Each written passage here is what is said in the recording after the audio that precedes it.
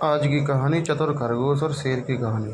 किसी घने वन में एक बहुत बड़ा शेर रहता था। वह रोज शिकार पर निकलता और एक ही नहीं, दो नहीं, कई जानवरों का काम तमाम कर देता। जंगल के जानवर डरने लगे कि अगर शेर इसी तरह शिकार करता रहा तो एक दिन ऐसा आएगा कि जंगल में कोई भी जानवर नहीं बचेगा। सारे जंगल में सनसनी फैल गई।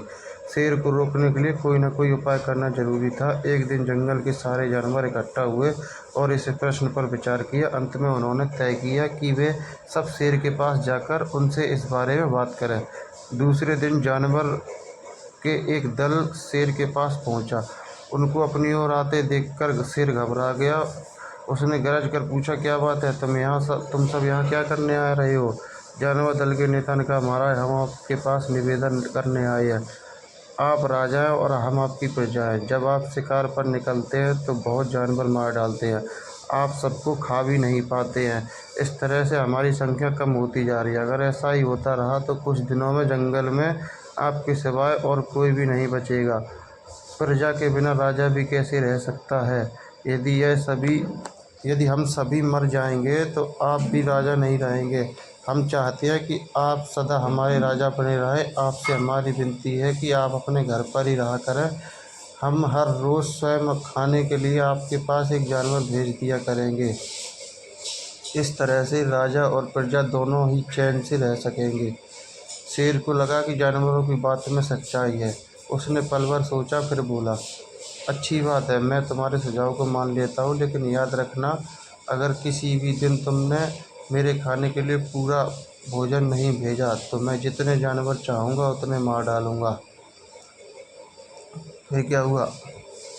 जानवरों के पास तो कोई और ऑप्शन था ही नहीं, इसलिए उन्होंने शेर की शर्त मान ली और अपने अपने घर चले गए। उस दिन से हर रोज़ शेर के खाने के लिए एक जानवर भेजा जाने लगा। इसके लिए जंगल में रहने वाले सब जानवरों में से एक एक जानवर बारी बारी से चुना जाता था। कुछ दिन बाद खरगोशों की भी बारी आ गई। शेर के भोजन के लिए एक नन्हे से खरगोश को चुना गया। वह खरगोश जितना छोटा उतना ही चतुर भी था। उसने सोचा, बेकार में शेर के हाथों मरना मूर्खता है। अपनी जान बचाने का कोई न कोई उपाय अवश्य करना चाहिए और हो सके तो कोई ऐसी तरकीब ढूंढनी चाहिए जिससे सभी को इस मुसीबत से सदा के लिए छुटकारा मिल जाए। आखिर उसने एक तरकीब सोच ही निकाली। खरगोश धीरे धीरे आराम से शेर के घर की ओर चल पड़ा। जब वह शेर के पास पहुंचा तो बहुत देर हो चुकी थी। भूख के मारे शेर का बुरा हाल हो रहा था। जब उसने सिर्फ एक छोटे से खरगोश को अपनी ओर आते देखा तो गुस्से से बौखला उठा और गरज कर बोला, किसने तुम्हें भेजा है? एक तो पिद्दी से हो जैसे हो, दूसरे इतनी देर में आ रहे हो। जिन बेवकूफ़ों ने तुम्हें भेजा है मैं उन सबको ठीक करूँगा। एक एक का काम तमाम न किया तो मेरा नाम भी शेर नहीं। नन्हे खरगोश ने आदर से ज़मीन तक झुककर, महाराज, अगर आप कृपा करके मेरी बात सुन लें तो मुझे या और जानवरों को दोष नहीं देंगे। वे तो जानते थे कि एक छोटा सा खरगोश आपके भोजन के लिए पूरा नहीं पड़ेगा, इसलिए उन्होंने 6 खरगोश भेजे थे। लेकिन रास्ते में हमें एक और शेर मिल गया। उसने 5 खरगोशों को मारकर खा लिया। यह सुनते ही शेर दहाड़ कर बोला, क्या कहा? दूसरा शेर कौन है वो? तुमने उसे कहाँ देखा? महाराज, वह तो बहुत बड़ा शेर है, खरगोश ने कहा। वह जमीन के अंदर बनी एक बड़ी गुफा से निकला था।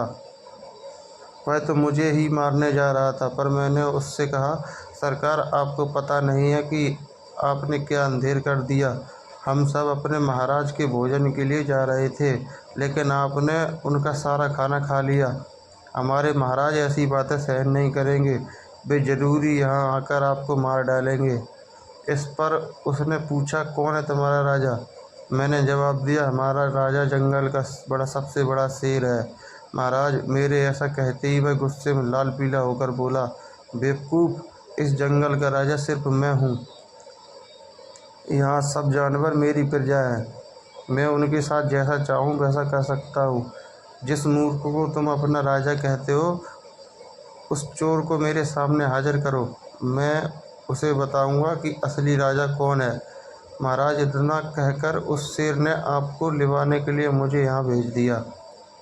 खरगोश की बात सुनकर शेर को बड़ा गुस्सा आया और वह बार बार गरजने लगा।